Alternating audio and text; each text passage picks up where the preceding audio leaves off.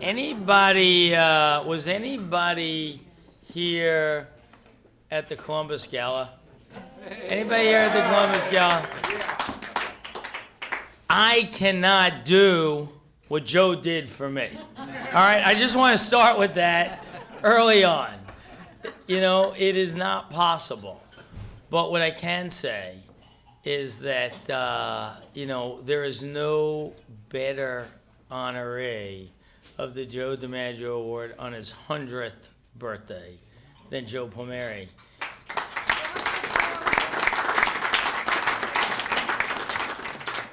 And Angelo captured it very, very appropriately when you go through DiMaggio and what he did and how he lived his life, and a guy who got the job done. I mean, Joe DiMaggio got the job done. You know, he hit the ball over the fence, kept his head down, and rounded those bases, but took care of people. He took care of people. So for those who don't know, and you saw that video, so as many of you do, but I know Joe Plumeri since I was in my 20s. And I do tell you that at that point in my life, I looked up at Joe Plumeri like Joe DiMaggio. And I really, really did. You know, there was a guy running the company, and I was fortunate enough to get the opportunity once or twice to be on the same field as him. And today, I look up to him in the same exact way. And we're partners, we're brothers, we're in it together. We talk in the morning, we talk at the end of the day. And so, you know, I think life is this long journey. And I like to say, you know, Joe teaches all of us, be good to people all the time. You don't know where you're going to be, when you're going to be there. But one thing I could tell you is each one of you know Joe. Each one of you, I am sure, understand that on any given day, his arms are out, his heart is completely there. He leaves every part of him to help people every day. And, you know, as we stand here, it's the Joe DiMaggio Award for Joe Plumeri at 100 years.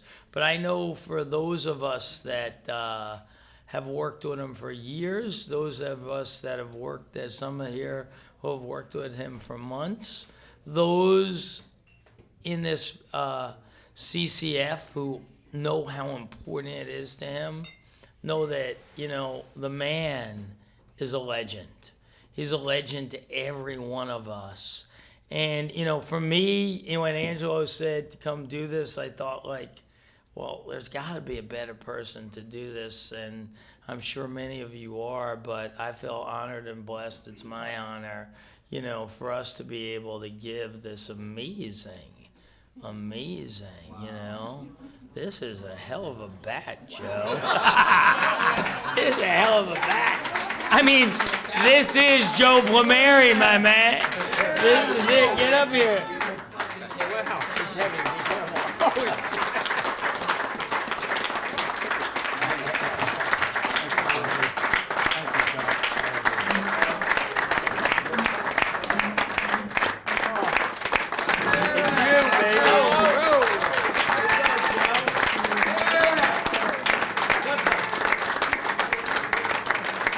I guess I want to thank the world.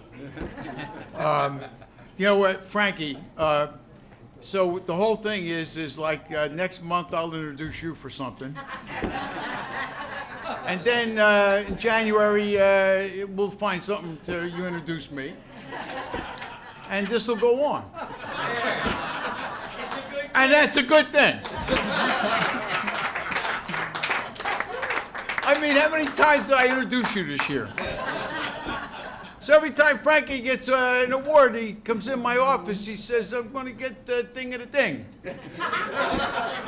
And I said, when is it? He says, next month. Would you introduce me? Sure. Just tell me where, what hotel.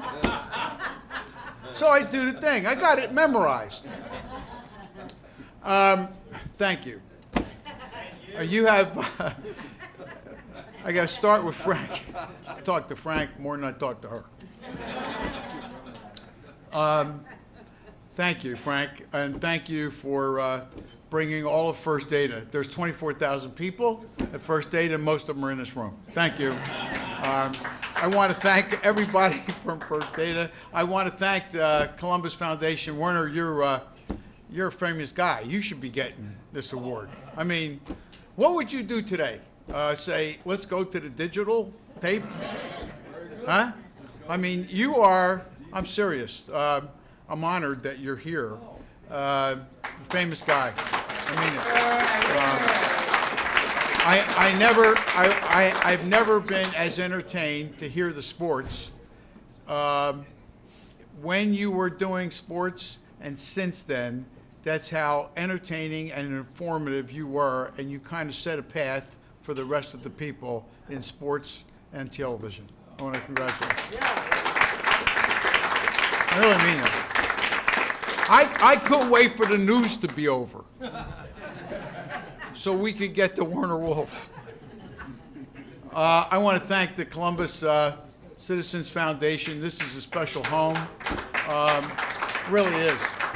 Thank you very, very much. It's a place that's meant a lot to me in my life. You've honored me several times. One of the great memories of my life was when I was the Grand Marshal. I told Frankie, you'll never forget that day. It's memorable. To Angelo and to Louis and to everybody, and Frankie, thank you. Thank you. He already told everybody what a nice man you are. I got to tell you, you really are. No, I'm serious. You're the sweetest guy in the world. How could you, what happened? They gave you, everybody else you got everybody's sweetness. Angelo Vivolo, everybody. A round of applause.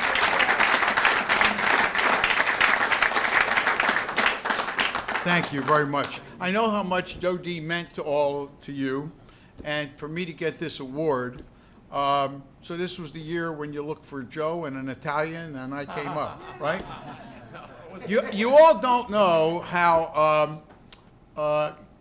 much this means to me, aside from the fact that it's an award and it's Joe DiMaggio, and I'm in one of my favorite buildings because it means so much to me because of my heritage. But what most of you don't know is that my heritage is very deeply rooted in baseball. My grandfather immigrated from Sicily. By the way, Joe DiMaggio was Sicilian. I have living proof that he was Sicilian, and I'm saying he's Sicilian. You don't like it? He was Sicilian. Anyway, my grandfather came from Villabla Caltanissetta in 1892 on the Victoria. And in 1927, and he came to New York City and was in Trenton, got to Trenton, New Jersey, and very much wanted to, in that generation, become American. And he tried very hard to assimilate into society, and as you know, baseball was very much America. Played baseball in America, and apple pie and baseball, and you know the whole routine. And so he asked people how he could become American. And they told him, you got to get involved in baseball. So he concocted a scheme to get involved in baseball. And in those days, in 1927, the biggest name in all of sport, probably the biggest name in the world, was Babe Ruth. Yeah. So my grandfather collected 10 $100 bills and went to Yankee Stadium and stood outside and borrowed the 10 $100 bills just for the afternoon so he could get the attention of Babe Ruth. He stood outside the clubhouse to get Babe Ruth. He waited for Babe Ruth to come out. Finally, Babe Ruth saw my grandfather with 10 $100 bills, which in those days was a great deal of money. And Babe Ruth said to my grandfather, "What is that? What do you got?" He says, you come, in broken English, he said, you come and with me and we barnstorm around the United States and I give you the money. That was the year that Babe Ruth hit 60 home runs. I have a picture of my grandfather at the Trenton, New Jersey train station. A lot of people in this room have seen the picture. To authenticate, right, Louis, you've seen? So this is not a story for the time. This is authentic. He goes to the Trenton station to pick up Babe Ruth and Lou Gehrig to play a game in Trenton, New Jersey. My grandfather. And he takes him, yeah, this is great, right? This is where I get this stuff from. He takes him to the field, and there's thousands of people, Wetzel Field, Trenton, New Jersey, and there's thousands of kids, and they're waiting for Babe Ruth to hit a home run. Babe Ruth gets up the first time, and he pops up, gets booed. Everybody shows up to have him hit one out. He hits it second time up, hits a pop-up, boos. The third, fourth, and fifth time, he hits it out. The fifth time he hits it out, the kids storm on the field. They cannot finish the game. And Babe Ruth, they have to carry Babe Ruth out by police because of this wonderful, and I have this documented that day in the Trenton Times that Babe Ruth played in Trenton, New Jersey because of my grandfather. He went on to own the Trenton Giants, and Willie Mays played for my grandfather in Trenton, New Jersey in 1949 through 1951. And today, because of that heritage, I own the AA affiliate of the New York Yankees. That was the original vision of my father. So I wanted you to know, and all the famous Yankees of today, and even Derek Jeter and all of them, because of my grandfather and my father. So I accept this award. It's a big deal to me. It's a big deal because of my lineage. It's a big deal. So you need to know that I accept this award from my grandfather, who immigrated to this country and had courage to carry on and make the world the way it is today so that we could have what we have. And I accept this award from my father because he was a visionary that gave me the courage to be able to do the things that I do. So I thank you, Angelo, on behalf of my grandfather, my father, and me.